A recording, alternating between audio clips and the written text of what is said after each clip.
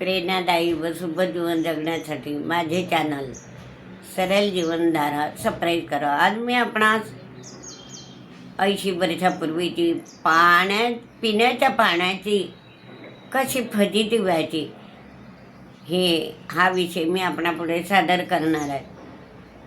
आणि नदीचं गाव असलं तर नदीच्या गावातील लोक काय करायचे, सकाळी उठले की एवढा एवढा घागरी हांडे डोक्यावर घेऊन बाया माणसं काही डबे असं कावडसारखे डबे करायचे, दोघीकडे डबे आणि माणूस खांद्यावर ते कावड घेऊन घरपोच करायचा. तर अशा प्रकारे नदीच्या लोकांची सोय करायची. किंवा नदीचं पाणी आटलं किंवा पुराच्या वेळी गढूळ पाणी आलं तर असे सार्वजनिक असे विहिरीसारखा गावाच्या मध्यभागी आडसुद्धा असायचा, त्याचा उपयोग करायचे. आणि आमच्या खेडेगावात तर काय करायचे, ग्रामपंचायतीचे लोक की आपल्या गावातील लोकांची पिण्याची पाण्याची सोय व्हायला पाहिजे म्हणून गावाच्या बाहेर मोठे कुंड करायचे, ते पाईपनं भरून ठेवायचे. आम्ही त्याला डंकीन म्हणायचो. डंकीन म्हणजे ते पाईप विहिरीमध्ये सोडून ते सगळे कुंड भरले जायचे. मग गावातील सर्व लोकांच्या पिण्याच्या पाण्याची सोय व्हायची. आणि एवढंच काय, ते कुंड 8-4 दिवसातून साफ करायचे, काही जंतुनाशक औषधीसुद्धा टाकायचे. तर अशा प्रकारे आमचा काळ म्हणजे कसा, अगदी ते आपलं काही गाडायची सोय नाही काही नाही. मग आम्हाला जर असं वाटलं की आपल्याला स्वच्छ पाणी प्यायचं आहे गळा, तर मग काय करायचं, माठाच्या तोंडावर पांढरं सफेद फडकं टाकून द्यायचं आणि त्या फडक्यानं ते पाणी गाळलं जायचं. तर आम्हाला असं वाटायचं स्वच्छ झालं. आता पावसाळ्यामध्ये काय करायचो, चुलीवर एवढा मोठा हंडा ठेवायचो आणि कधी कधी अशा पावसाळ्यामध्ये काही साथी येतात, कालरा येतो, ते येतं, त्याच्यामुळे पावसाळ्यामध्ये हंड्याचे हंडे पाणी गरम करून ठेवायचं, दिवसभर ते प्यायचं. तर अशा प्रकारे अशी पाण्याची फजिती व्हायची. श्रीमंत लोक त्यांच्या घरामध्ये आड खोदायचे, ते त्यांच्या सोयी पिण्याच्या पाण्याची सोय करून घ्यायचे. आता गरीब लोक असे सार्वजनिक म्हणून गावातील ग्रामपंचायत सगळ्या आपल्या गावातील लोकांची पिण्याची पाण्याची सोय व्यवस्थित गावाबाहेर कुंड करून घ्यायचे. मग सकाळपासून सुरुवात व्हायची. तर जेव्हा ज्याला पाण्याची गरज पडली किंवा आपल्या घरातलं पाणी संपलं, त्या कुंडावर जायचं, बुडबुड घागर बुडवायचे, हंडा बुडवायचा, डोक्यावर घेतलं की चाललं. तर ते पाणी गावाच्या बाहेरून जोपर्यंत आपलं घर असे नेता बाया बी फुसफुस करायला लागत. आणि एक घागर घ्यायची नाही तर एकावर एक 2 घागरी घ्यायच्या. तर अशा प्रकारे आमची 80 वर्षापूर्वी अशी पाण्याची पिण्याची फजिती व्हायची. पण 1960 साली खेडेगावात सुद्धा नळ आले. मग आम्हाला खूप आनंद झाला. आता ते नळ 3 वाजता यायचे, 3 वाजता येऊ का 4 वाजता येऊ, पण 3 वाजेपासून सगळे लोक जागी राहायचे. आणि आपला नंबर लागावं म्हणून काय करायचे, रात्रीपासून कोणी बादलीची नंबर लावायचा, कोणी हांडा ठेवायचा, कोणी डबडं ठेवायचं. अशा प्रकारे संध्याकाळपासून त्या नळाजवळ नंबर लावून ठेवायचे.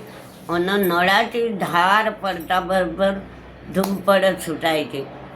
आणि मग ज्याला ते पण सगळे एकदम भरू द्यायचं नाही, प्रत्येकानं 2-2, 4-4 भांडे भरायचे आणि घेऊन जायचं. तो अशा प्रकारे 1 तास पाणी राहू, 2 तास पाणी राहू, पुरेपूर गावातील लोकांचा नळाच्या पाण्याचा पुरवठा व्हायचा. आणि खूप मजा यायची, कारण आपल्या डोक्यावरचं ओझं गेलं होतं. तर आयत्याच बादल्या भरल्या, हांडे भरले, घेतलं, घरात टाकलं की मजा वाटायची. तर 1960 सालापासून आम्ही त्या नळाच्या पाण्याचा उपयोग केला. आता शेरगाव म्हटलं म्हणजे शेरगावात आम्ही काही गेलो, नळाचं कधी पाहिलं. माझा भाऊ पोलीस होता, पोलीस लाईनमध्ये नळ होता, तर ते नळाचं पाणी आम्ही घ्यायचो, प्यायचो, मजा वाटायची, कारण आम्ही कधी असं पाहिलं नाही होतं ना म्हणून. तर अशा प्रकारे ते पिण्याच्या पाण्याची झंझट रोजच, आणि ते आल्यामुळे जरा मजा वाटली. मग नंतर असं घरोघरी नळाची सोय करून घेतली लोकांनी.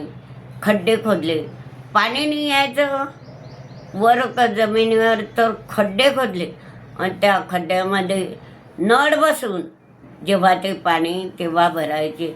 तर अशा प्रकारे पहिल्यापासूनच ह्या पाण्याची विपत म्हणजे सगळी काळजी आणि त्याचं टेन्शनच असायचं की चला बाई पाणी भरायचं.